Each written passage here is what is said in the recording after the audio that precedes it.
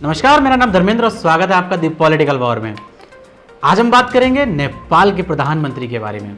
नेपाल के प्रधानमंत्री केपी शर्मा ओली तरह तरह के दावों का रिकॉर्ड बनाने के लिए जाने जाते हैं। उनका हाल ही में एक बयान आया जिसके मुताबिक रामायण के राम भारतीय नहीं बल्कि नेपाली थे। उन्होंने यह भी दावा किया कि भारत के राम भारत में नहीं बल्कि नेपाल में जन्मे थे। दुनिया भर में फैले करोड़ों हिंदुओं के सदियों से चले आ रहे विश्वास के विपरीत जाने वाले इस दावे को बहुत से लोग मजाक के रूप में ले रहे हैं, लेकिन एक तरह से देखा जाए तो यह उतना अजीब भी नहीं है। जिन विभूतियों पर पूरी मनुष्यता को गर्व हो उन्हें कौन नहीं अपनाना चाहेगा। उनके जन्मस्थली आदि को लेकर परस्पर विरोधी मान्यताएं बन जाना स्वाभाविक सी बात है। यहाँ तो बात मर्यादा पुरुषोत्तम राम की है, जिन्हें ईश्वरीय अवतार माना गया है। दुनिया में 300 से अधिक रामायण मौजूद हैं, जिनमें राम के जन्म और जीवन को लेकर कही गई कथाओं में काफ़ी विभिन्नता है। अगर नेपाल में भी राम के जन्म और जीवन की कोई अलग कथा प्रचलित हो, किसी खास गांव को स्थानीय स्तर पर अयोध्या मानने का चलन हो, तो इसमें कोई बहुत आश्चर्य की बात नहीं है। ना ही इस पर आपत्ति होने की किसी को कोई ज़रूरत है।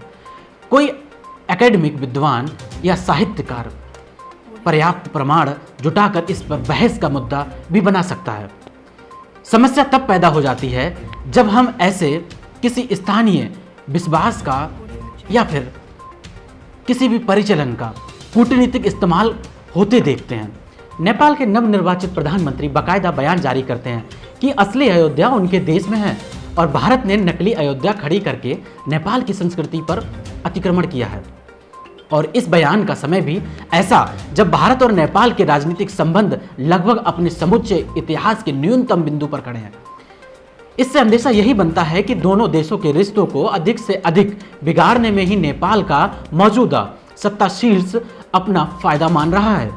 हाल में उत्तराखंड की 3 सीमावर्ती जगहों लिपुलेख, लिपुधारा और कालापानी अपना हिस्सा बताते हुए देश का एक संशोधित नक्शा नेपाली संसद में पारित कर लिया गया। ये तीनों इलाके नेपाल के अलावा भारत चीन सीमा के करीब हैं।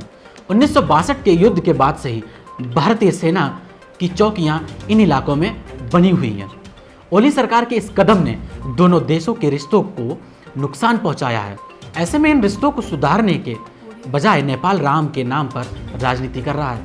ये कितना सही है और कितना गलत है, आप कमेंट बॉक्स में आके अपनी टिप्पणी दीजिए।